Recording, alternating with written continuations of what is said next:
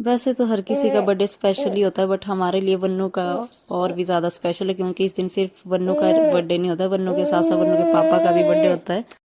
बन्नू और मैं बैठे थे किचन में, तो ईशी जाग जाती है, बन्नू दौड़ी भी जाती है ईशी को उठाने, और हमेशा इसी तरह उठा के ले आती है। तो यहाँ पे मैं बन्नू को बर्थडे विश कर रही थी, और यहाँ पे बन्नू जो है सुबह से ही बहुत ही ज़्यादा एक्साइटेड थी अपने बर्थडे के दिन, बच्चे होते ही है। सुबह सुबह काफ़ी ज़्यादा ठंड हो गई है, तो अब सुबह सुबह जो है नहाने का बिल्कुल भी मन नहीं करता। तो मैं बन्नू को बोल रही थी कि आप नहा धो के फ्रेश हो जाओ, आपका बर्थडे भी है। तो बोलती है कि मैं बाद में नहा लूँगी। तो हम बैठ जाते हैं धूप में। तो फिर मैं बन्नू और ऋषि को भी नला धुला के रेडी कर देती हूँ, फिर हम धूप में बैठ जाते हैं धूप सेकने, क्योंकि अब ठंड भी काफ़ी हो गई है, अंदर रूम में जो है ठंड लगने लगती है।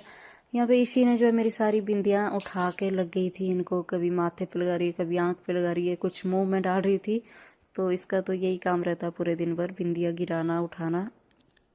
तो मैं सारी बिंदियाँ इससे ले लेती हूँ और इकट्ठा करके डाल देती हूँ। तो कुछ बिंदी, एक दो बिंदियाँ तो इसने खा भी ली थी। उसके बाद बन्नू, मैंने जो है कुछ अमरूद कट करके रखे थे अंदर, बन्नू चली जाती है अमरूद लेने, फिर हम धूप में बैठ के खा लेते हैं अमरूद। ईशी भी अमरूद के लिए ऐसे टूट पड़ती है, और बहुत ही ज़्यादा चला के पहले बन्नू जो है इसको छोटा पीस दे रही थी, तो लेने से ही मना कर रही है, फिर इसको बड़ा देती है तब जाके पकड़ती है। तो बन्नू को खाना था एक और अमरूद, तो खुद ही कट करने लग गई थी, क्योंकि मैं मना कर रही थी। तो फिर मैं बोला चल मैं ही काट देती हूँ। और यहाँ पे ईशी ने भी एक अमरूद उठा लिया था, और इतनी समझदार है, तो जहाँ से ये थोड़ा ख़राब सा पार्ट था उसको निकाल निकाल के फेंक रही थी।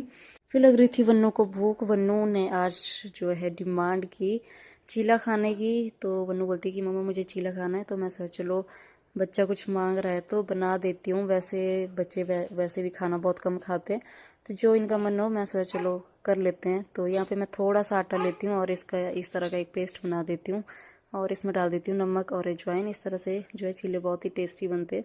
तो यहाँ पे मैंने थोड़ा एक ही चीला बनाया, जो कि अच्छे से बन भी नहीं पाया। वैसे एक कड़छी से भी बना सकते हैं, उससे जो है गोल गोल बनता है, पर ये मैंने हाथ से ही थोड़ी बहुत इसको शेप दे दी और एक चीला बना के तैयार कर दिया।